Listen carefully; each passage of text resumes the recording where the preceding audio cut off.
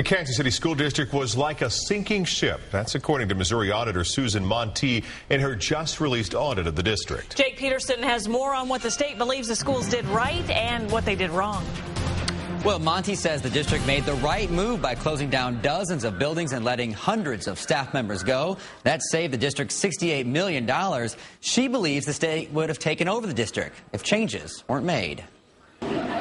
Closing 26 schools and laying off teachers is never a popular decision, but state auditors say it should have been done sooner. School leaders thought about it in 2006, but nothing was done. No one wanted to pull the trigger. So for the last 3 years, they've had expenditures exceeding revenues. In the schools that they've closed, the utility bills alone were $2 million for the schools that they didn't need to have operating. And Monty says several of those schools were 50% empty. The district has 8,000 fewer students now than it did just 4 years ago. 2,000 of those children went to charter schools. Chief Financial Officer Rebecca Gwynn says less state funding means watching each dollar. We went back to a purchase order system where we could track everything.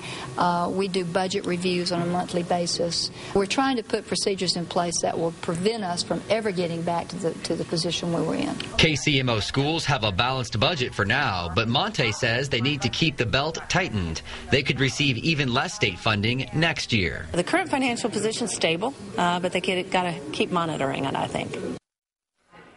And the next part of Monty's audit will focus on recommendations for change. That report should be released by early next year. Jake Peterson, NBC Action News.